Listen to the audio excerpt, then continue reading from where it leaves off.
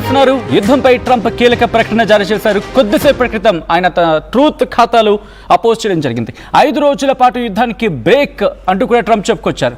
2 రోజులుగా ఇరాన్తో చర్చలు జరుగుతున్నాయంటూ చెప్పుకొచ్చారు. ఈ చర్చలు ఇంకొక వారం పాటు కంటిన్యూ కాబోతున్నాయి.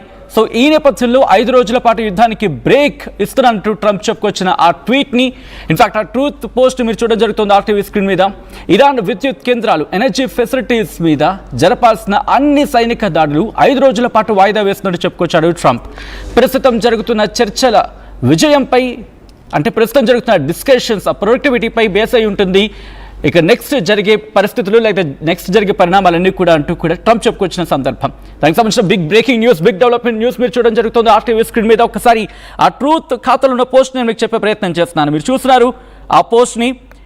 I'm pleased to report that the United States of America and the country of Iran have had over the last 2 days very good and productive conversations regarding a complete and total resolution of our hostilities in the Middle East based on the tone and tenor of these in-depth, detailed and constructive conversations which will continue throughout the week. I have instructed the Department of War to postpone any and all military strikes against Iranian power plants and energy infrastructure for a 5-day period subject to the success of the ongoing meetings and discussions. అంటూ కూడా కీలకమైన development అని చెప్పుకోవాలి. ఎందుకంటే ఆ first few lines మీరు చూస్తే first 2-3 లైన్లు దాదాపుగా గత 2 రోజులుగా డిస్కషన్స్ జరుగుతున్నాయి అమెరికాకి ఇరాన్కి మధ్య. అది కూడా చాలా అద్భుతంగా, దాంతోపాటు ఒక ప్రొడక్టివ్ కాన్వర్సేషన్ జరిగింది. ఏకంగా ఒక టోటల్ రెజల్యూషన్ తీసుకువెళ్లే ప్రయత్నం చేసింది. ఇటు మధ్యప్రాచ్యంలో, మిడిల్ ఈస్ట్లో ఉన్న ఆ హాస్టిలిటీస్ గురించి మాట్లాడుకునే సందర్భం అంటూ కూడా ట్రంప్ చెప్పుకొచ్చిన పరిస్థితి. అయితే ఆ డిస్కషన్ సంబంధించి మాట్లాడిన తీరు కావచ్చు, లేకపోతే దానికి సంబంధించి లోతైన అవగాహన కావచ్చు, ఒక కన్స్ట్రక్టివ్ కాన్వర్సేషన్ జరిగింది ఇరాన్కి అలాగే అమెరికాకు మధ్య అంటూ ట్రంప్ చెప్పుకొచ్చాడు.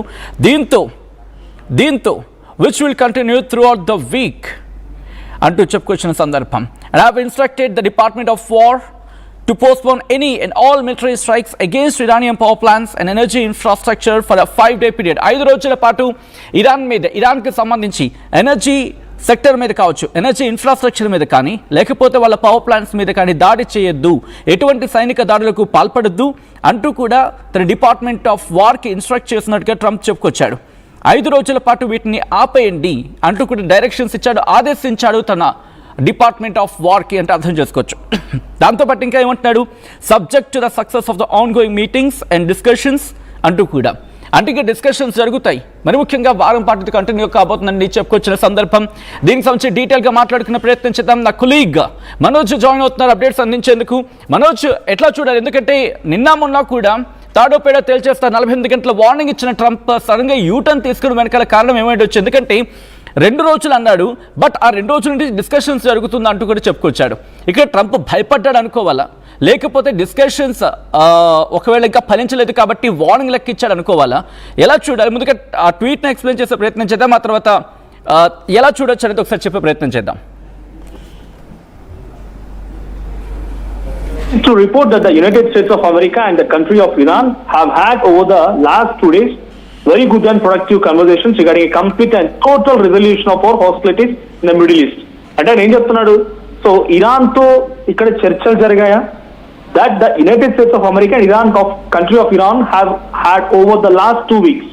2 రోజులుగా జరుగుతున్నటువంటి ఈ చర్చ అంటే మరి ఎవరితో చర్చించాడో తెలియదు, బట్ ఇక్కడ ఇరాన్ ప్రస్తావన వచ్చింది. So as we expected NATO దేశాలన్నీ కూడా ఏకమైపోయి డొనాల్డ్ ట్రంప్ ని హెచ్చరించాయి. సో డొనాల్డ్ ట్రంప్ ఏం చేశానంటే నాటో కంట్రీస్ అన్నింటినీ హెచ్చరించినట్టుగా పోర్ట్రే చేశాడు.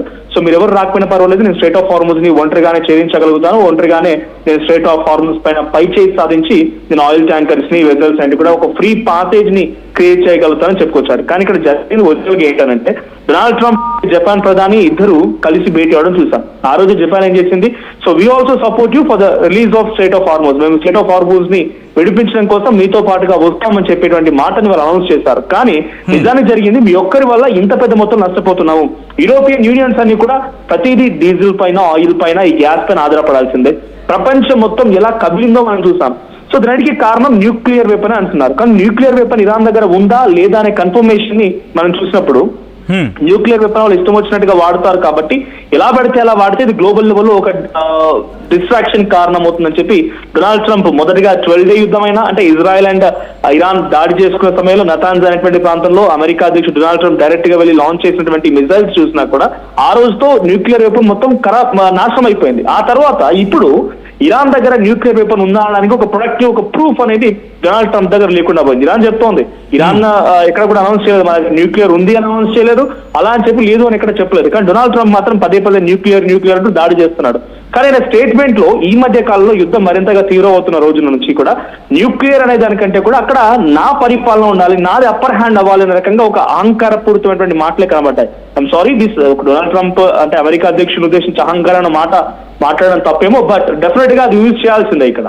సో ఇండివిజువల్ గా ఒక కంట్రీ డైరెక్ట్ గా ఇంకో కంట్రీని టేక్ ఓవర్ చేయాలి, వాళ్ళ సిచ్యువేషన్ మొత్తం నా కంట్రోల్లోకి రావాలి, నేను చెప్పిన వాళ్ళే అక్కడ ప్రధాని అవ్వాలి, నేను చెప్పిన వాళ్ళు అక్కడ సుప్రీం లీడర్ అవ్వాలన్న ఒక ఆలోచనతో డొనాల్డ్ ట్రంప్ బిహేవ్ చేస్తూ అలీ ఖమేనీ అంతమయ్యారు. సరే అలీ ఖమేనీ ఇంట్రెస్టింగ్ మీరు అన్నట్టుగా ఆ పాయింట్ కూడా మీరు అన్నట్టుగా ఒక పాయింట్ ఆఫ్ టైంలో అదే ఉండొచ్చు, ఎందుకంటే ప్రపంచం కూడా మాట అనుకుంది కాబట్టి. బట్ గత 2 రోజులుగా జరిగిన పరిణామం గురించి ఒకసారి మాట్లాడుకునే ప్రయత్నం చేద్దాం. ఒక 48 hours గురించి అంటూ చెప్పుకొచ్చిన తర్వాత ఇక్కడ వార్నింగ్ ఇచ్చాడు ఏమని, వాళ్ళ ఎనర్జీ ఇన్ఫ్రాస్ట్రక్చర్ని దాంతోపాటు వాళ్ళకి సంబంధించి ఎలక్ట్రిసిటీ మీద కూడా వీటి మీద దాడి చేస్తామని చెప్పుకొచ్చిన తర్వాత ఇరాన్ కూడా బ్యాక్ వార్నింగ్ ఇచ్చింది, ఒకళ్ళు మీరు మమ్మల్ని కనుక టార్గెట్ చేస్తే గల్ఫ్ దేశాల్లో ఉన్న ఎనర్జీ ఫెసిలిటీస్ని దాంతోపాటు వాళ్ళకున్న ఎలక్ట్రికల్ గ్రిడ్స్ని మేము దాడి చేస్తామంటూ చెప్పుకొచ్చింది. సో ఇక్కడ గల్ఫ్ దేశాల నుంచి ప్రెషర్ అయింది అనుకోవాలి 2 రోజుల పాటు డిస్కషన్స్. ఎందుకంటే ఇరాన్ ఎప్పుడు చెప్పుకొచ్చింది మేము ఎక్కడ కూడా ససైమిరా అంటే ఎంతవరకు వచ్చింది కాబట్టి మేము ఎక్కడా కూడా కాల్పుల విరమణకు కావచ్చు, యుద్ధ విరమణకు కావచ్చు వెళ్ళాం, మేము కొట్టిపారేస్తాన లెక్కలోకి వచ్చిన సందర్భం. సో ఇంకా ఇరాన్ వెర్షన్ రావాలి. బట్ ఇక్కడ గల్ఫ్ దేశాల నుంచి వచ్చిన ప్రెషర్తో ట్రంప్ దిగొచ్చాడు అనుకోవచ్చా మనోజ్ ఇక్కడ మనం? చాలా పెద్ద మొత్తంలో Saudi is the biggest nation among Gulf countries. అక్కడ నుంచి మెజారిటీ ఆఫ్ ది కంట్రీస్ కి ఆయిల్ కానీ గ్యాస్ ఫీల్డ్స్ కానీ రకరకాల సప్లై అవుతూ ఉంటాయి. ఇట్స్ బిగ్గెస్ట్ ఎక్స్పోర్టింగ్ కంట్రీ, ఎక్కువగా ఎక్స్పోర్ట్ చేసే కంట్రీ. ఒక రోజుకి నేను ఇప్పుడు చూస్తున్నాను $200 million ఒక రోజుకి సౌదీకి వచ్చిన నష్టం, $150 million ఇరాక్ కి. ఇరాన్ కూడా యాసిడ్ లాస్ అయిపోయింది బికాస్ డైరెక్ట్ గా వార్ ఇన్వాల్వ్ అయింది కాబట్టి అఫ్ కోర్స్ ఇరాన్ కా వైపు లాస్ ఉంటుంది. కానీ కువైట్ కి $70 billion, బనామా చిన్న దేశం బనామా బహ్రెయిన్ లాంటి ప్రాంతాలకి $120 million పర్ డే. అంటే ఈ స్థాయిలో నష్టపోతున్నాయి ఆ దేశాలు. సో అప్పుడు డెఫినెట్ గా ఆ ప్రెజర్ అనేది ఉంటుంది. అంతేందుకు కువైట్ లో ఉన్నటువంటి అతిపెద్ద ఒక ఎయిర్ బేస్ పైన అమెరికా ఎయిర్ బేస్ పైన దాడి చేసింది కావచ్చు, కానీ దాని పక్కన ఇంటర్నేషనల్ ఎయిర్పోర్ట్ ఉంది, అది కూడా పూర్తిగా నాశనం అయిపోయింది. ఖతార్ దోహా ప్రాంతంలో ఉన్నటువంటి రస్ లఫాన్ అనేటువంటి ఒక ఎల్ఎన్జీ గ్యాస్ ఫీల్డ్, ఆ ఎల్ఎన్జీ ఆల్మోస్ట్ గ్లోబల్ వైడ్ గా 20% ఆఫ్ ఎల్ఎన్జీ ఇక్కడ నుంచి సప్లై అవుతుంది.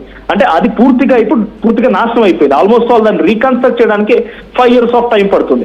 మీరు వెళ్ళి దాడి చేస్తున్నారు మనోజ్, ఎందుకంటే ఇక్కడ ఇదే ట్రంప్ ఏమన్నాడంటే ఈ ఎనర్జీ ఇన్ఫ్రాస్ట్రక్చర్ గురించి వచ్చినప్పుడు ఎనర్జీ ఎంత పడిపోయినా నాకు సంబంధం లేదు, ఎందుకంటే ఎవిల్ ఒక దెయ్యాన్ని ఒక భూతాన్ని పూర్తిగా సర్వనాశనం చేయాలి, అదే నా లక్ష్యం, ఎనర్జీ రేట్లు ఎంతవరకు వెళ్ళిపోయినా పర్వాలేదని చెప్పి అర్థం వచ్చేలా I think the second week అనుకుంటా ఆయన ఇచ్చిన స్టేట్మెంట్ అది. సో ఇప్పుడు ఎనర్జీ గురించి భయపడిచ్చాడు అనుకోవచ్చా, లేకపోతే మరీ ముఖ్యంగా తన పని అయిపోయింది అంటే ఎక్కడ ఒక రూట్ దొరకలేదు, ఇంతవరకు క్లారిటీ దొరకలేదు కాబట్టి ఇప్పుడు ఒక క్లారిటీ వచ్చే ప్రయత్నం జరిగింది, కాస్త ఎక్కువ అయ్యే అవకాశం ఉంది, తన నెత్తి మీద ఇంకా ఎక్కువ అవుతుందని చెప్పి ఒక భయపడిన వాతావరణంలో వెనక్కి తగ్గాడు అనుకోవాలి ఇక్కడ. ఇప్పటివరకు 2 points వచ్చింది ఇక్కడ అర్థం చేసుకోవాల్సింది. ఒకటి ఫస్ట్ థింగ్ ఏంటంటే డైరెక్ట్ గా డొనాల్డ్ ట్రంప్ ఎనర్జీ సెక్టార్స్ పైన దాడి చేయను, 5 days post phone 5 day of period అని చెప్పి ఆయన మెన్షన్ చేసినప్పుడు ఇక్కడ ఎనర్జీ సెక్టార్స్ పైన దాడి చేయకపోవడం గల ప్రధాన కారణం ఒకటి ఏంటంటే నెతన్యాహు ఆల్రెడీ ఆయన కూడా పోస్ట్ చేసినట్టుగా ఇరానియన్ వార్తాకథలో వచ్చేట్టు మనం ఒక వార్త కూడా చెప్తాం. సో నెతన్యాహు డైరెక్ట్ గా without any information to Donald Trump direct గా వెళ్ళిపోయిన సౌత్ పార్స్ అనేటువంటి ఆ గ్యాస్ ఫీల్డ్ పైన దాడి చేశాడు సౌతర్న్ పార్ట్ ఆఫ్ ఇరాన్ లో. సో ఆ సౌత్ పార్స్ ఆల్మోస్ట్ గా 70% కొలాప్స్ అయిపోయింది. సో ఇరాన్ దానిపైన చాలా పెద్ద మొత్తంలో బేస్ అయి ఉంటుంది ఆ గ్యాస్ ఫీల్డ్స్ పైన. దానికి రిటిలియేషన్ లో భాగంగా ఇరాన్ వైపు నుంచి